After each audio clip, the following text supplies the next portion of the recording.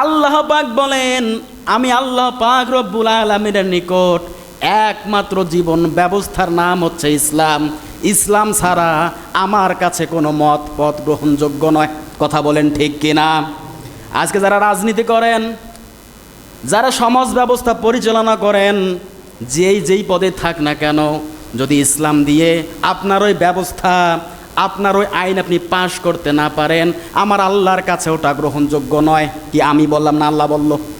ইন্নাদ্দিন ইনদাল্লাহিল ইসলাম, একমাত্র জীবন ব্যবস্থা হচ্ছে ইসলাম। ইসলামের বাহিরে যে যেটা করবে সব ভুল, ভেজাল, প্রতারণা ছাড়া আর কিচ্ছু না। কথা বলেন ঠিক কিনা? ঈমান ভঙ্গের 4 নম্বর পয়েন্টে বলা আছে, আল্লাহর নবী মুহাম্মদ রাসূলুল্লাহ সাল্লাল্লাহু আলাইহি ওয়াসাল্লামের আনিত ধর্ম ইসলাম।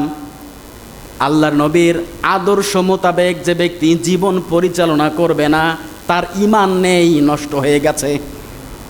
তার ঈমান নেই, সে বেঈমান। মুহাম্মদ রাসূলুল্লাহর আদর্শ যদি কাউকে ভালো না লাগে, তার ঈমান নেই, নষ্ট। খুব সেনসিটিভ একটা বিষয়। কথা বলেন ঠিক কিনা? রসুলের আদর্শ যাদের পছন্দ হবে না, ভালো লাগবে না, ও যতই নামের আগে মুফতি, মাওলানা, মুহাদ্দিস, মুফাসসির, তাফসীরকারক, হাজী, গাজী যাই লাগুক না কেন, ঈমান নেই, ঈমান নষ্ট।